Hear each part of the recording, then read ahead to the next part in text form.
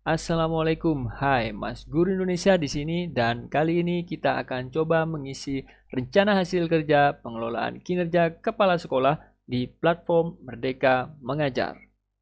Langsung saja, langkah pertama tentu saja kita harus membuka platform Merdeka Mengajar. Kita bisa membuka melalui gawai ataupun melalui laptop atau PC.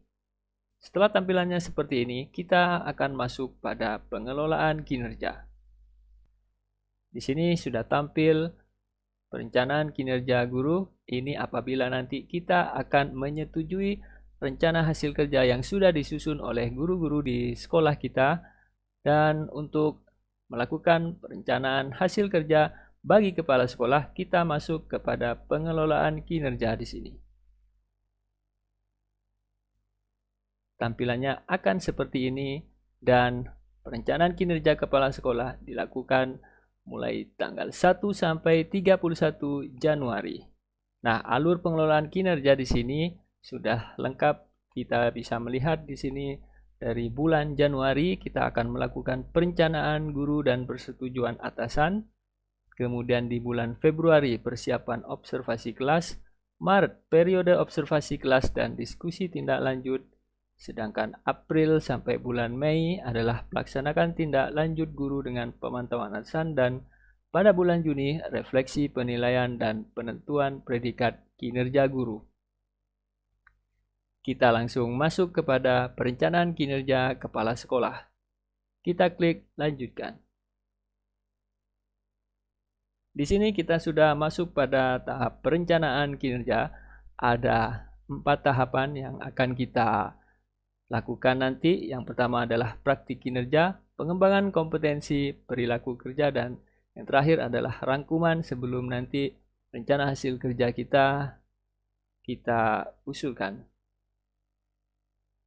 Di sini sudah ada 8 indikator yang akan menjadi fokus peningkatan kinerja kita sebagai kepala sekolah, dan kita diminta untuk memilih salah satu indikator yang akan menjadi fokus peningkatan kinerja kita.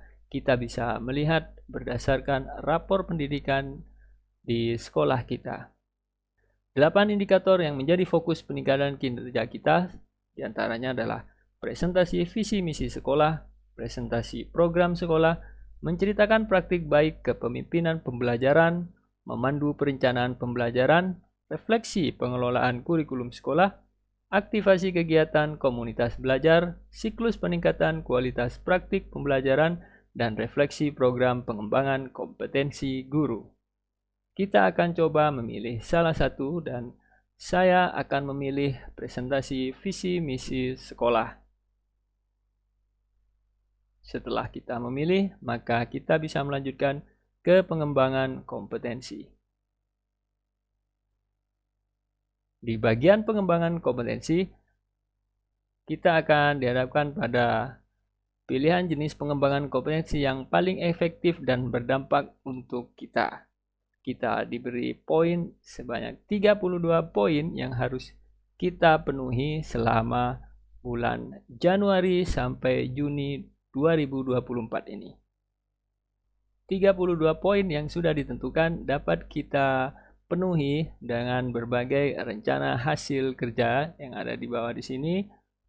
Kita akan memilih rencana hasil kerja mana yang sekiranya akan kita lakukan selama 6 bulan ke depan. Adapun pilihannya adalah sebagai berikut. Yang pertama adalah meningkatnya kinerja satuan pendidikan atau peningkatan karir kepala sekolah melalui penggerak komunitas belajar dengan mengadakan minimal 3 kegiatan berbagi praktik baik. Di sini 3 kegiatan setara dengan 36 poin dan bukti pendukungnya adalah sertifikat, di mana poinnya sebanyak 36. Ada juga meningkatnya kinerja satuan pendidikan melalui peraih pengakuan atau penghargaan, di mana satu pengakuan setara dengan 12 poin dan dibuktikan dengan piagam. Ada pula melalui menjadi narasumber berbagi praktik baik dalam kegiatan yang terkait implementasi kurikulum merdeka. Satu kegiatan bisa berdurasi 2-3 jam dengan setara 8 poin dan dibuktikan dengan sertifikat. Menjadi penyusun perangkat ajar, menjadi penyusun kumpulan konten unggulan yang dapat dibagikan kepada guru atau kepala sekolah lain juga bisa kita pilih, di mana masing-masing adalah dapat poin 24 untuk penyusun perangkat ajar dan 6 poin untuk penyusun kumpulan konten unggulan yang dibagikan melalui PMM. Berikutnya ada menjadi penelaah cerita praktik yang dihasilkan guru atau kepala sekolah lain dengan poin 6 dan dibuktikan dengan laporan, di mana kita harus menelaah 10 cerita praktik. Kemudian menjadi penyusun cerita praktik, poinnya 12 dan dibuktikan dengan cerita praktik yang kita lakukan bisa terbit di PMM. Kemudian menjadi penelaah aksi juga poinnya 6 dibuktikan dengan laporan, di mana 10 aksi nyata akan diakui dengan 6 poin. Kemudian menjadi penelaah perangkat ajar juga bisa kita lakukan, di mana 10 perangkat ajar diakui sebanyak 6 poin dan dibuktikan dengan laporan. Menjadi partisipan observasi praktik pembelajaran juga diakui sebanyak 8 poin, di mana satu observasi dilakukan sebagai pelaku dan pengamat secara bergantian. Dibuktikan juga dengan adanya laporan. Menjadi coach, mentor, fasilitator, dan atau pengajar praktik diakui sebanyak 12, di mana satu kegiatan bisa berdurasi 2-3 jam dan dibuktikan dengan sertifikat.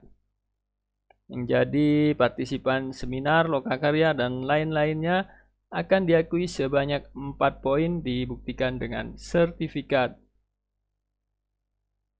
Peserta coaching atau mentoring juga diakui sebanyak 4 poin dan dibuktikan dengan sertifikat.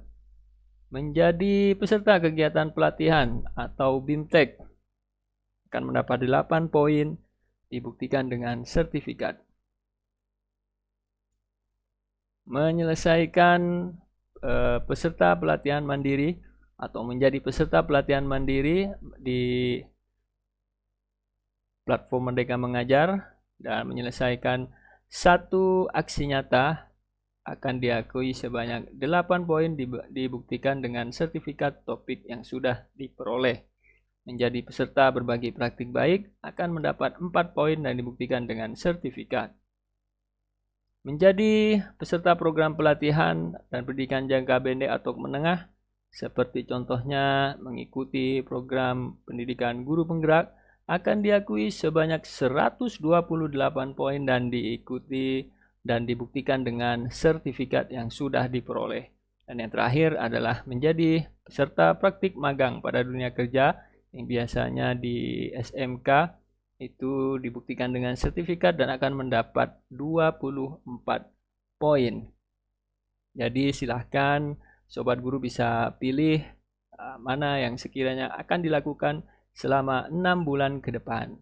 Dan kita akan coba di sini. Yang pertama, saya akan memilih yang di sini. Yang pertama, saya akan coba untuk memilih dengan mengikuti pelatihan mandiri yang ada di platform Merdeka Mengajar, di mana saya menargetkan untuk bisa memperoleh 2 sertifikat atau mengikuti 2 kegiatan dan akan dibuktikan dengan 2 sertifikat yang akan saya peroleh, sehingga nanti apabila dipenuhi poinnya adalah sebanyak 16. Kemudian kita tambah lagi. Berikutnya kita akan coba pilih menjadi partisipan observasi praktik pembelajaran, di mana bukti dukungnya nanti akan berupa laporan. Kita akan juga targetkan ini sebanyak 2 kegiatan, sehingga poinnya juga 16. Maka dengan demikian kita sudah bisa memperoleh 32 poin apabila nanti 2 RHK ini bisa kita penuhi, yang masing-masing 2 kegiatan. Namun saya juga ingin menambahkan lagi, ya kita memilih penyusun perangkat ajar yang dibagikan kepada guru atau kepala sekolah lain, dan kita akan coba untuk terbitkan di platform Merdeka Mengajar satu kegiatan saja. Kemudian saya akan coba tambahkan satu lagi, yaitu mengikuti atau menjadi peserta berbagi praktik baik yang diselenggarakan komunitas belajar sebanyak 4 poin. Dan juga kita tambahkan lagi dengan menjadi penelaah perangkat ajar. Kita akan coba satu kegiatan dengan bukti dukung berupa laporan. Maka dengan demikian total poin kita sebanyak 66 poin apabila nanti semuanya bisa terpenuhi. Apabila sudah dirasa sudah cukup, maka kita bisa lanjutkan ke perilaku kerja. Berikutnya adalah indikator dan perwujudan perilaku. Untuk semester ini kita aspek yang pertama yakni berorientasi pelayanan. Kita akan coba pilih memahami kebutuhan guru, bersifat ramah kepada peserta didik, dan melakukan perbaikan terus-menerus. Kita akan coba pilih bersifat ramah kepada peserta didik, dan seterusnya. Dan bagaimana Anda akan menerapkan perilaku tersebut dalam kehidupan sehari-hari, kita akan pilih lagi dengan cara mengucapkan salam dan sapa dengan sikap ramah. Untuk aspek akuntabel, kita akan lihat di sini melaksanakan tugas dengan jujur, bertanggung jawab. Kita akan coba pilih pilihan yang pertama, kemudian bertanggung jawab atas hasil kerja yang dilakukan dan bersedia dievaluasi. Aspek kompeten, kita akan coba membantu guru, tenaga kependidikan, orang tua, dan masyarakat di dunia kerja untuk saling belajar. Wujud perilakunya adalah dengan membagikan pengetahuan dan pengalaman melalui diskusi dan dialog bersama guru. Ya, kita lakukan itu aspek harmonis. Menghargai setiap warga satuan sekolah, apapun latar belakangnya. Wujud perilakunya adalah menjaga hubungan yang baik dengan guru, tenaga pendidikan, orang tua, dan masyarakat. Aspek yang kelima, loyal. Perilaku yang difokuskan adalah menjaga nama baik satuan pendidikan. Wujud perilakunya adalah bersikap dan berperilaku yang melindungi nama baik serta citra satuan pendidikan. Aspek yang keenam, adaptif. Kita akan memilih menyesuaikan diri secara cepat, kemudian menyesuaikan diri di berbagai lingkungan kerja. Aspek kolaboratif yang terakhir, perilaku yang akan kita pilih adalah bekerja sama secara terbuka. Dan wujud perilakunya adalah dengan bersinergi dengan guru, tenaga kependidikan, orang tua, dan masyarakat. Nah, kita sudah melakukan pilihan untuk tahap perilaku kerja. Kita lanjutkan ke rangkuman. Kita akan melihat dulu hasil isian yang sudah kita lakukan. Di sini rencana hasil kerja yang pertama adalah berfokus pada presentasi visi dan misi satuan pendidikan. Didukungnya hasil penilaian observasi kinerja kepala sekolah. Kemudian kita melakukan pelatihan mandiri tadi 2 kegiatan sebanyak 16 poin. Kemudian menjadi partisipan observasi praktik pembelajaran. Kita rencanakan sebanyak 2 kegiatan juga dengan 16 poin, dan penyusunan perangkat ajar yang dibagikan kepada guru melalui PMM, ini 1 kegiatan sebanyak 24 poin. Kemudian ada menjadi peserta berbagi praktik baik. Ini satu sertifikat dengan 4 poin. Meningkatkan kinerja satuan pendidikan melalui penelaah perangkat ajar